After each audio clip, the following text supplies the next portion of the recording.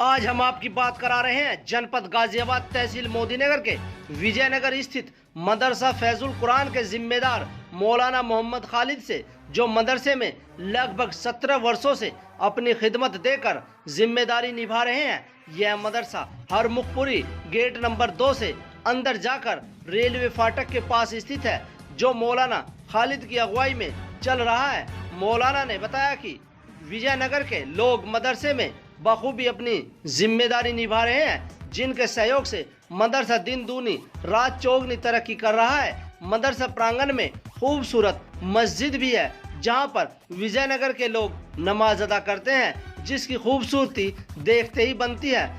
मदरसे में उन्हें कारी सलाउद्दीन लेकर आए, जो आजकल राष्ट्रपति भवन में अपनी खिदमत दे रहे हैं। मदरसे में हिंदू मुस्लिम सभी लोग बढ़ चढ़कर दान करते हैं। मोदीनगर का विजयनगर हिंदू मुस्लिम एकता की मिसाल कायम कर रहा है। मौलाना ने बताया कि सबूत यह है कि जब मैं हज के लिए गया तो मुस्लिमों से ज्यादा हिंदू भाई मुझे विदा करने गए, और मैं खुदा से दुआ करता हूँ कि विजयनगर में यह भाईचारा सदा कायम रहे। वह अल्लाह अहले बस्ती की कोरोना से हिफाजत फरमाए। मदरसे में दीनी तालीम के साथ साथ हिंदी, इंग्लिश और कंप्यूटर की तालीम का भी माकूल इंतजाम है। मदरसे में सरकार द्वारा मान्यता प्राप्त कक्षा 1 से कक्षा 5 तक प्राइमरी स्कूल भी है।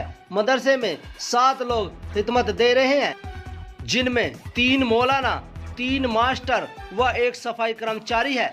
मदरसे में लगभग 250 तलबा तालीम हासिल कर रहे हैं, जिनमें से 30 तलबा बाहर के हैं।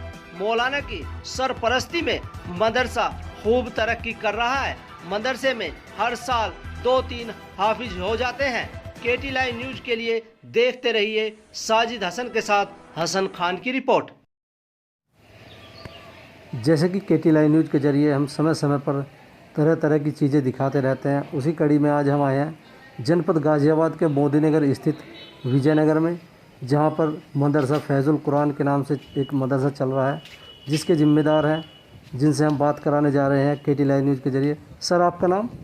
मेरा नाम मोहम्मद खालिद मज़ाहिरी सन ऑफ अब्दुल जब्बार, मौज़ा नगला, तहसील बुढ़ाना और ज़िला मुज़फ़्फ़रनगर पड़ता है। तकरीबन 17 साल मुझे यहाँ खिदमत करते हुए हो गए हैं, और ये लोग आज से तकरीबन 17 साल पहले मुझे यहाँ की खिदमत के लिए लेकर आए। उस ज़माने में यहाँ एक मेरे साथी थे कारी सलाहुद्दीन, जो आजकल राष्ट्रपति भवन में इमामत करते हैं, और वहीं वो रह रहे हैं आजकल। अल्हम्दुलिल्लाह मैं यहाँ खिदमत अंजाम दे रहा हूँ। यहाँ एक हमारी मजलिस तंजीमुल मुस्लिमीन के नाम से तंजीम चल रही है, जिसके सदर हज़रत मौलाना मोहम्मद यामीन साहब मुबल्लिग़ दारुल उलूम देवबंद हैं, और हज़रत मौलाना शकील साहब जनरल सेक्रेटरी हैं, और मैं भी उसका एक रुकन हूँ। और दूसरे जमीयत उलमा हिंद के एतबार से भी मैं तहसीली एतबार से यहाँ खिदमत अंजाम दे रहा हूँ, और दूसरे जो शहर के आइम्मा उलमा हैं उनकी भी अल्हम्दुलिल्लाह टूटी फूटी कुछ ज़िम्मेदारी है।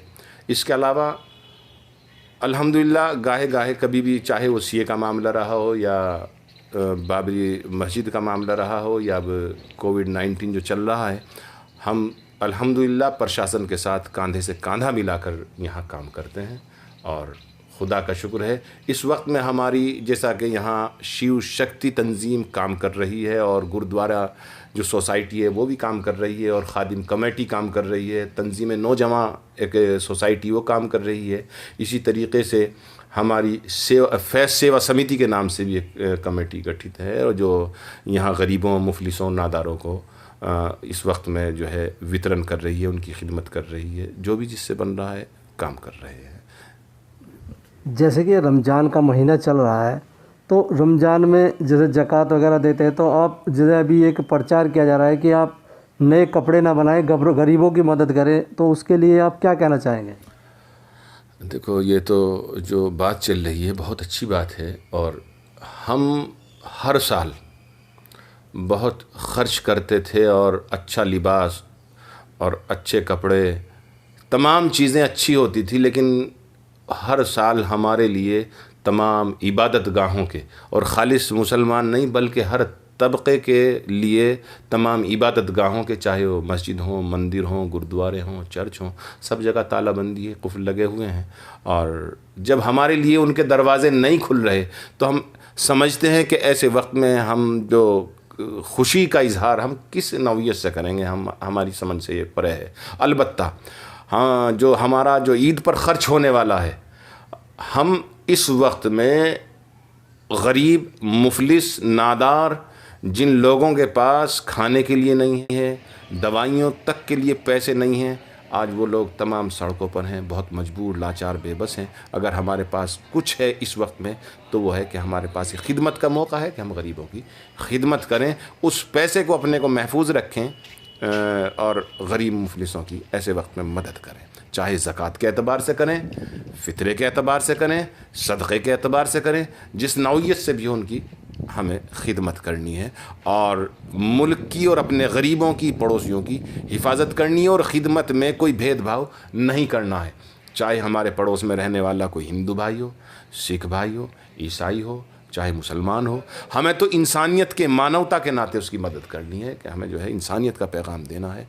धर्म, मज़हब, ये सब चीज़ें जो हैं, जब इंसानियत होगी तो ये चीज़ें भी ज़िंदा रहेंगी और अगर इंसानियत नहीं होगी तो मैं समझता हूँ ये चीज़ें भी ज़िंदा नहीं रहेंगी।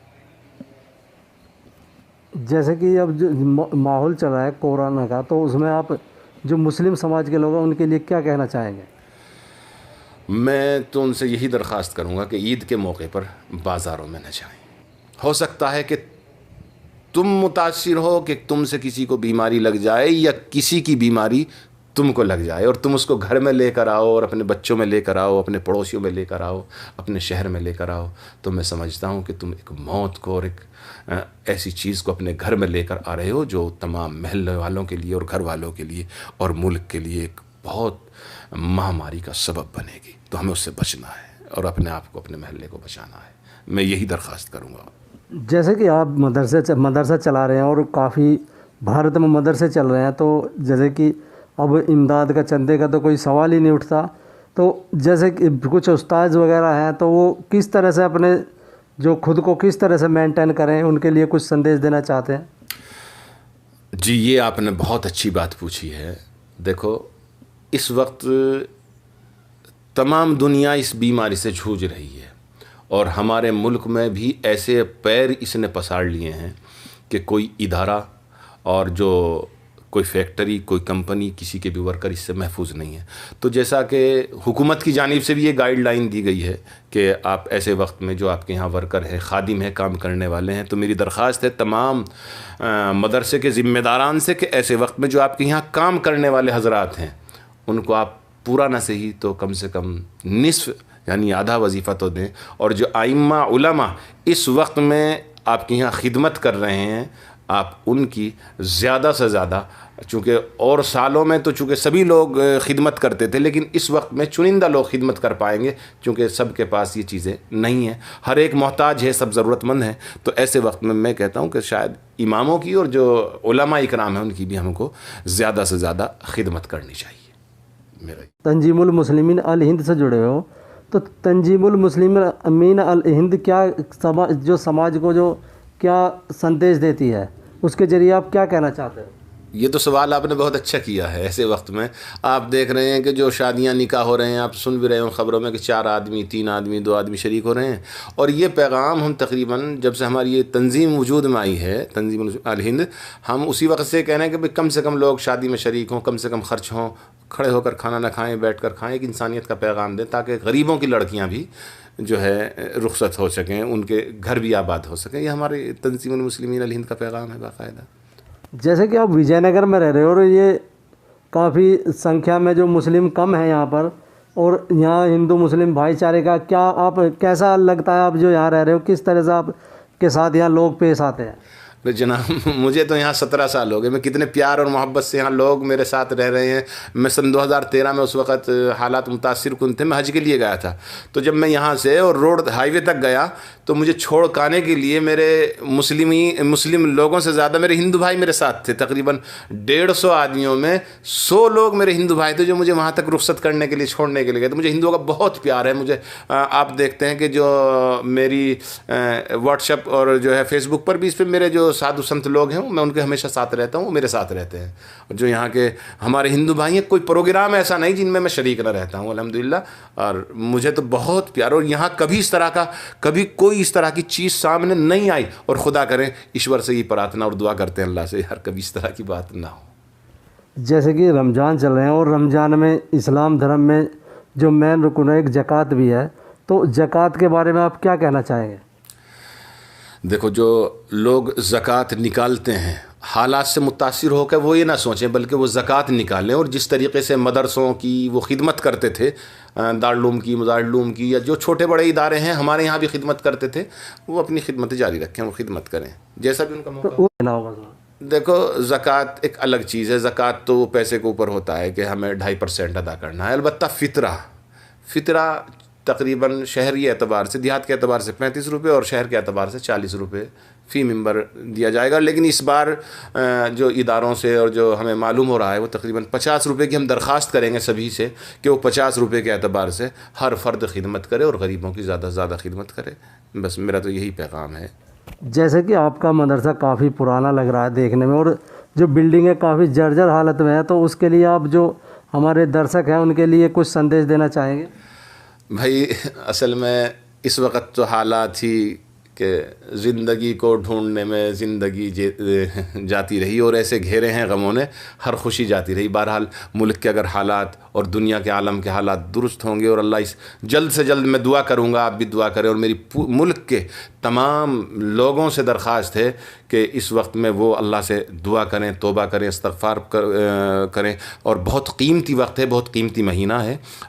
बिल्डिंग भी इंशाअल्लाह हमारी तैयार हो जाएगी अगर हालात दुरुस्त होंगे। कोई बिल्डिंग की ऐसी बात नहीं, असल तो मसला है ज़िंदगी का, कि ज़िंदगी को बचाना है, अपनी ज़िंदगी को, अपने महल्ले वालों की, अपने शहर वालों की ज़िंदगी को बचाना है। और इस वक्त में यही जो हुकूमत ने इस वक्त इस बीमारी से मुताल्लिक़ गाइडलाइन जारी की हैं, हमें उन पर अमल करना है और उन पर अमल करके अपने मुल्क को और अपने आप को